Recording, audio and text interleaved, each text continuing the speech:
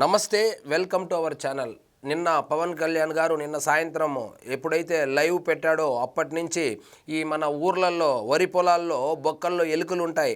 వాటికి పొగ పెడితే ఒక్కొక్క ఎలుక బయట ఏ విధంగా వస్తుందో ఆ విధంగా వస్తున్నారు వైఎస్ఆర్సీపీ వాళ్ళు. సో ఆయన ఏమన్నాడు, ఈ ఫ్రీడమ్ ఆఫ్ స్పీచ్ అంటే అది ఫ్రీడమ్ ఆఫ్ అబ్యూజ్ కాదు అని చెప్పి ఆయన చెబితే, అంటే ఫోన్ ఉంది కదా, ఈశ్వరుడు నోరిచ్చాడు కదా అని నోటికొచ్చినది మాట్లాడడము, అంబానీ ఇంటర్నెట్ ఫ్రీగా ఇస్తా ఉన్నాడు కదా అని చెప్పి ₹5 జగన్మోహన్ రెడ్డి ₹5 ఇస్తా ఉన్నాడు కదా అని చెప్పి నోటికి వచ్చినటువంటి పోస్టులు పెడితే ఇక మీద కుదరదు అని ఆయన చెబితే, అదే గుమ్మడికాయల దొంగ ఎవర్రా అంటే భుజాలు తడుముకున్నట్లు వైఎస్ఆర్సీపీ వాళ్ళు ఒక్కొక్కరు బయటకు వచ్చి సో పవన్ కళ్యాణ్ గారి మీద ఏమంటారు, అసలు నువ్వే కదా మొదట్లో కొడుకులనింది, తాట తీస్తా, తొక్క తీస్తా, నార తీస్తా, నరుకుతా, సంపుతా అని చెప్పింది నువ్వే కదా, నిన్ను చూసి నేర్చుకున్నామని చెప్పి మితండవాదం చేస్తూ ఉన్నారు. అసలు పవన్ కళ్యాణ్ గారు ఎప్పుడు ఆ విధంగా మాట్లాడారు అంటే, మీరు 151 సీట్లు గెలిచిన తర్వాత రాష్ట్రాన్ని, రాష్ట్ర అభివృద్ధిని, రాష్ట్ర భవిష్యత్తుని గాలి కొదిలేసి అదే పనిగా సోషల్ మీడియాలో నోటికొచ్చినట్లు ఆయన్ని తిట్టినప్పుడు ఎప్పుడు ఆయన బయట వచ్చి మాట్లాడలేదు. వాళ్ళ ఇంట్లో వాళ్ళను, ఆడవాళ్ళను, చిన్న పిల్లలను సైతం టార్గెట్ చేస్తూ ఉంటే, అదేవిధంగా ప్యాకేజ్ స్టార్ తీసుకున్నాడు, తెలుగుదేశంకు బీ టీము అని చెప్పితే ఇంకా భరించలేకుండా బయటకు వచ్చి మాట్లాడాడు. సో మీరు మొదలుపెట్టింది ఎవరు? మీరే మొదలుపెట్టారు. సాక్షాత్తు ఒక రాష్ట్రానికి ముఖ్యమంత్రి, ఇప్పుడు మాజీ ముఖ్యమంత్రి అయినటువంటి జగన్మోహన్ రెడ్డి, ఆయన భార్యల గురించి నీచంగా కార్లు మార్చినట్లు మారుస్తాడని చెప్పిన రోజు కూడా పవన్ కళ్యాణ్ గారు ఎప్పుడూ కూడా వాళ్ళ కుటుంబ సభ్యుల గురించి కానీ, ఆడవాళ్ళ గురించి కానీ మాట్లాడలేదు. అది ఆయన సంస్కారము, ఇది జగన్మోహన్ రెడ్డి కుసంస్కారము. ఇంకేమంటున్నారు, జర్నలిస్టుల గొంతులు నొక్కేస్తారా అంటున్నారు. ఈ జర్నలిస్టుల గురించి, సోకాల్డ్ జర్నలిస్టులు ఎవరైతే ఉన్నారో, అంటే అందరి జర్నలిస్టుల గురించి కాదు కానీ కొంతమంది జర్నలిస్టుల గురించి సాక్షాత్తు తెలంగాణ ముఖ్యమంత్రి రేవంత్ రెడ్డి గారు ఏం మాట్లాడుతున్నారో ఒకసారి వినండి. పాత్రికేయ మిత్రులకు నేను విజ్ఞప్తి చేస్తున్నా, మీరు డిఫరెన్షియేట్ చేయండి, వాళ్ళని వేరుగా కూర్చోబెట్టండి. వాళ్ళు మేము ఒక్కటి కాదని ఒక భావాన్ని ప్రజలకు కల్పించాల్సిన అవసరం ఉంది. ఈ రోజు media, social media, digital media, ఎవరు పడితే వాడికి మొత్తం పెన్ను పేపర్ ఇస్తా, వాళ్ళు మొత్తం రాయలేడు, ఏబిసిడి మొత్తం రాయలేడు, వాడు కూడా నేను జర్నలిస్ట్ అంటాడు. ఏం జర్నలిస్ట్ అంటే నేను సోషల్ మీడియా జర్నలిస్ట్ అంటాడు. మన పేరు పక్కనే జర్నలిస్ట్ అని పెట్టుకుంటాడు. అది మొత్తం వాళ్ళ ఇంటి పేరే అయినట్టు, వాళ్ళ తాతలు ముత్తాతల నుంచి జర్నలిజంలో పుట్టి పెరిగినట్టు జర్నలిస్ట్ ఎల్లయ్య, జర్నలిస్ట్ పుల్లయ్య అని పెట్టుకుంటారు. వాడు ఎప్పుడైనా జర్నలిజం స్కూల్లోనైనా చదివినా, లేకపోతే వనమాలు మొత్తం అన్నీ వస్తాయంటే ఆ రెండు రావు. జర్నలిజం అక్షర ముక్క కూడా ఒకప్పుడు చూశారు కదా, రేవంత్ రెడ్డి పెద్ద మాటకారి కాబట్టి నేను ఆయన మాట్లాడిన దాన్ని మళ్ళా విశ్లేషణ చేసి మీకు అర్థమయ్యే విధంగా వివరించాల్సినటువంటి అవసరం లేదు. ఇప్పుడు పరిస్థితి ఎలా తయారైందంటే, ప్రతి ఓడు ఫోన్ కొనుక్కోవడం, దాంట్లో జియో సిమ్ ఒకటి వేసుకోవడం, నేను ఒక ఫేస్బుక్కో లేకపోతే యూట్యూబ్ ఛానల్లో పెట్టుకోవడము, నేను జర్నలిస్ట్ అని చెప్పడము, నోటికి వచ్చినట్లు మాట్లాడడము. ఇప్పుడు ఈ మొత్తం వ్యవహారం ఎక్కడ మొదలైంది? రావణ్ అనేటువంటి ఈ ప్రశ్న యూట్యూబ్ ఛానల్ నడిపేటువంటి రావణ్ని అరెస్ట్ చేసిన తర్వాత, అదేవిధంగా అతను రెడ్డి, ఒక జర్నలిస్ట్ రెడ్డి ఒక ఆయన ఉన్నాడు, ఆయన అరెస్ట్, తెలంగాణకు సంబంధించినటువంటి ఆయన అరెస్ట్ చేసిన తర్వాత సో ఇదంతా తీసుకొని వచ్చి ఇప్పుడు ఏమంటున్నారు, పవన్ కళ్యాణ్ గారిని తిట్టిన దానికి కాదు ఈ టాస్క్ ఫోర్స్ పెడతా ఉండేది, ఆంధ్రప్రదేశ్లో ఉన్నటువంటి ఆడవాళ్లను, అమ్మాయిలను సభ్య సమాజం తలదించుకునేలాగా, అదేవిధంగా రాజకీయ నాయకులను మొన్న చూసాము, హోమ్ మినిస్టర్ మేకప్ గురించి ఒక మాజీ మంత్రి మాట్లాడుతూ ఉంటే ఇంకా సమాజానికి ఏమని మెసేజ్ ఇస్తారు?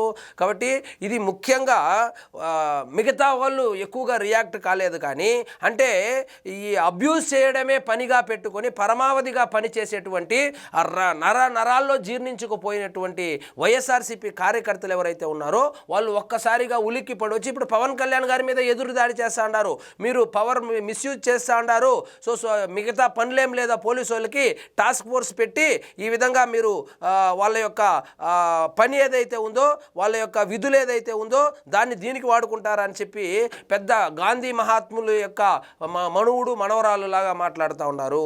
సో వీళ్ళు మీరు చేస్తా ఉండేది కేవలం అబ్యూజే కాదు, ఒక విధంగా అసత్య ప్రచారం చేస్తూ ఉన్నారు.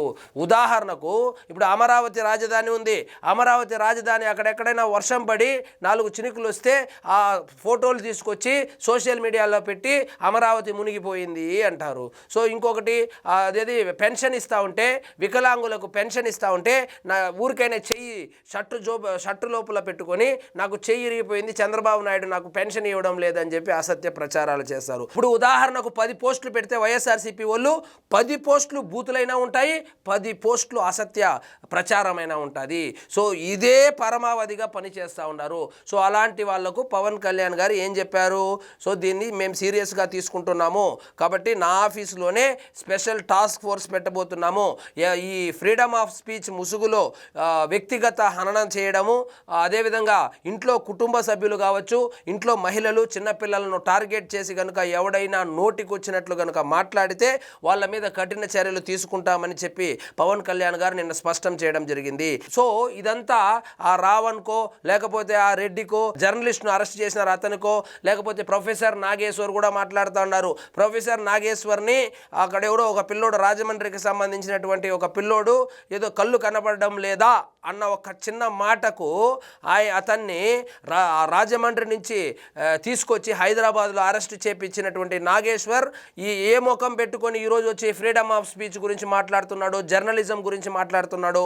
సో వయసు పెరిగే కొద్దీ చాదస్తం పెరుగుతుంది అంటారు. చాదస్తంతో పాటు ఈయనకు అజ్ఞానం పెరిగినట్లుంది. నీకు వస్తేనేమో ఒక రకము, ఇంకొకరికి వస్తే ఒక రకమా. కాబట్టి ఈయన కూడా వచ్చి మాట్లాడుతున్నాడు. సో జర్నలిజం ముసుగులో ఇప్పుడు రేవంత్ రెడ్డి చెప్పినట్లు ఆలు కక్కాలు ఏబిసిడీలు కూడా రాని వాళ్ళు ఒక యూట్యూబ్ ఛానల్ పెట్టుకొని జర్నలిస్ట్ లాగా బిల్డప్ ఇస్తూ నోటికి వచ్చినట్లు కొడకల్లారా అంటే వీళ్ళు జర్నలిజం దీంట్లో బాగా డబ్బులు ఉన్నాయనుకోవడము, దీంట్లోకి వచ్చేయడము. సో ఒక్క పవన్ కళ్యాణ్ గారి పేరు చెబితే కానీ వ్యూస్ రావు కాబట్టి ప్రతి ఓడికి ఇప్పుడు ఏంటంటే పవన్ కళ్యాణ్ గారిని టార్గెట్ చేయడము ఇది ఒక ఆనవాయితీ అయిపోయింది.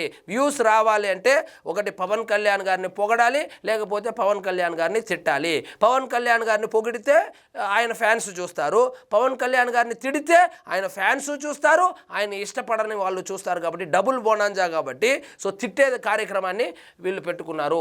ఆ విధంగా ఆఖరికి పార్టీలు పెట్టినటువంటి పార్టీ అధ్యక్షులు సైతం పవన్ కళ్యాణ్ గారి పేరును పబ్లిసిటీ కోసం వాడుకుంటా ఉంటే ఇంకేం మాట్లాడాలి. నేరస్తుడకు కులం కానీ, మతం కానీ, ప్రాంతం కానీ, రాజకీయ పార్టీ కానీ ఉండదు. క్రిమినల్ ఈస్ ఏ క్రిమినల్ అని చెప్పి చాలా క్లియర్గా స్పష్టం చేయడం జరిగింది. సో ఇక మీదట సోషల్ మీడియాలో పోస్టులు పెట్టేటప్పుడు అంటే నోటి దూల ఉందని నోటి దూల చూపించినా, చేతికి ఏదో దురద ఉందని చెప్పి ఏదో ఆ దురదతో పోస్టులు పెట్టినా కూడా ఖచ్చితంగా చర్యలు అయితే తీసుకుంటారు. అందులో సెకండ్ థాటే ఉండకూడదు.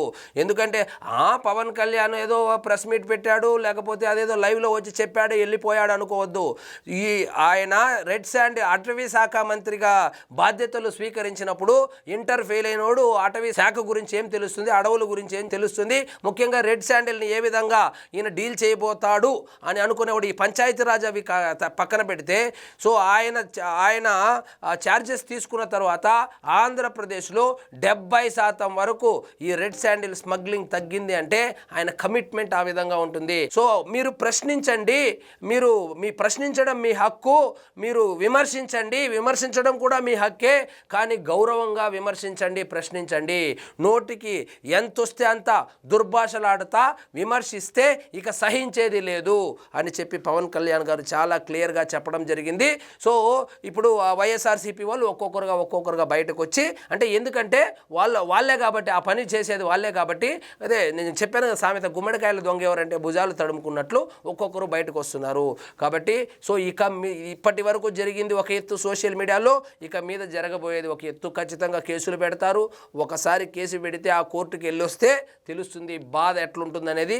కాబట్టి ఇక మీదట పోస్టులు పెట్టేవాళ్ళు జాగ్రత్తగా పెట్టండి. అన్ని పార్టీలకు సంబంధించినటువంటి వాళ్ళు ఆయన ఏం చెప్పాడు, ఇలాంటి వాళ్లకు కులము కానీ, మతం కానీ, ప్రాంతం కానీ, పార్టీ కూడా ఉండదని కూడా చెప్పాడు. ఏ పార్టీకి సంబంధించినటువంటి వాళ్ళు కూడా సో ఆడవాళ్ళ విషయంలో కానీ, ఇతర కుటుంబ సభ్యుల విషయంలో కానీ కొంచెం జాగ్రత్తగా పోస్టులు పెడితే మీకే మంచిది. సో ఇదండి ఈరోజు మన టాపిక్. మీకు ఈ వీడియో నచ్చినట్లయితే లైక్ చేయండి, షేర్ చేయండి, ఛానల్ మాత్రం సబ్స్క్రైబ్ చేసుకోవడం మర్చిపోవద్దు.